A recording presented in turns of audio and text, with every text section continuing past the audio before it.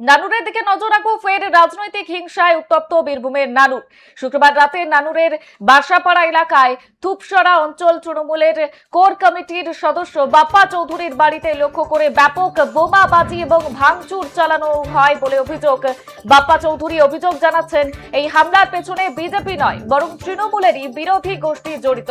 দীর্ঘদিন ধরে দুর্নীতির কারণে দল থেকে বহিষ্কৃত কিছু ব্যক্তি উদ্দেশ্য প্রণোদিতভাবে তার বাড়িতে এই হামলা চালিয়েছে। ঘটনার খবর পেয়ে দ্রুত বাসাপাড়ায় পৌঁছায় নানুর থানার পুলিশ। পরিস্থিতি নিয়ন্ত্রণে এনে ঘটনার তদন্ত শুরু হয়। ইতিমধ্যেই এই বোমাবাজির অভিযোগে ৩ জনকে আটক করেছে পুলিশ। নজর রেখেছি নানুরের দিকে। আপনাদের জানিয়ে রাখি, ফের উত্তপ্ত হয়ে উঠেছে নানুর। ভোট পরবর্তী সময়ে দেখা যাচ্ছে নানুর ফের উত্তপ্ত হয়ে উঠেছে। তৃণমূলের কোর কমিটির সদস্যের বাড়িতে বোমাবাজির অভিযোগ উঠছে। আর এই গোটা ঘটনায় ইতিমধ্যেই আটক করা হয়েছে ৩ জনকে। ফের রাজনৈতিক হিংসায় উত্তপ্ত বীরভূমের নানুর। শুক্রবার রাতে নানুরের বাসাপাড়া এলাকায় থুপসরা অঞ্চল তৃণমূলের কোর কমিটির সদস্য বাপ্পা চৌধুরীর বাড়িতে লক্ষ্য করে ব্যাপক বোমাবাজি এবং ভাঙচুর চালানো হয় বলে অভিযোগ। বাপ্পা চৌধুরীর অভিযোগ, এই হামলার পেছনে বিজেপি নয় বরং তৃণমূলেরই বিরোধী গোষ্ঠী জড়িত। দীর্ঘদিন ধরে দুর্নীতির কারণে দল থেকে বহিষ্কৃত কিছু ব্যক্তি উদ্দেশ্য প্রণোদিতভাবে তার বাড়িতে এই হামলা চালিয়েছে বলে অভিযোগ করেন তিনি। 10টা 45 মিনিটে হঠাৎ আমি ভাত খাচ্ছি, ভাত খাওয়ার অবস্থায় দেখছি হঠাৎ আমার ভাইয়ের বাড়ি আলো চৌধুরীর বাড়িতে হঠাৎ একটা বোম পড়ে। তারপরে আমি হাত না ধুতে আমার ভাইয়ের বাড়িতেও বোম পড়ছে, আমার বাড়িতেও বোম পড়ছে, মানে হিউজ পরিমাণের বোম পড়ছে। কারা মারছিল? তারা তৃণমূলেরই লোক ছিল। মানে তৃণমূলে ওরা কিছু দুর্নীতি করেছিল, তার জন্য তৃণমূল দল থেকে বার করে দেওয়া হয়েছিল। তারা এখন আমাদের দল বলে রাজ্য সরকার চলে গেছে জন্য তারা একটা বলে তৃণমূলের হয়ে হঠাৎ বোম বেঁধে এরা সব মদ ভাঙ খেতে দিয়ে আমাদের বাড়িতে বোম মারছে। তাদেরকে চিনতে পেরেছেন? হ্যাঁ, চিনতে পেরেছি। কি নাম তাদের? হীরা খাঁ, বুধু শেখ, রমজান শেখ, আপনার কোলে খোকন মল্লিক, আপনারা যে কোলে শেখ তুফান, আর বলে লকু খাঁ।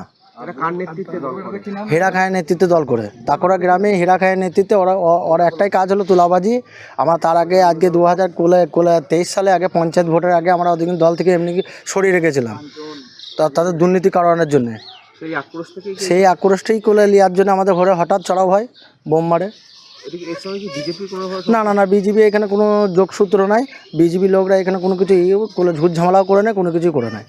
তৃণমূলের গোষ্ঠীদ্বন্দ্বের জন্য আপনাদের বাড়িতে বোম? হ্যাঁ, তারা তো দীর্ঘদিন কোলে একটা টাইম বসে থাকা অবস্থায় তারা নিজেরা দুর্নীতি করেছে, সেই হিসাবে আমরা বাদ দিয়ে রেখে দিয়েছিলাম। সেই হিসাবেই এবার কারো সিপিএম বা কারোর সাথে যোগাযোগ বা কোনো কিছু করে এইসব করছে, আমাদের উপরে অত্যাচার করছে, বোম মারছে আমাদের বাড়িতে।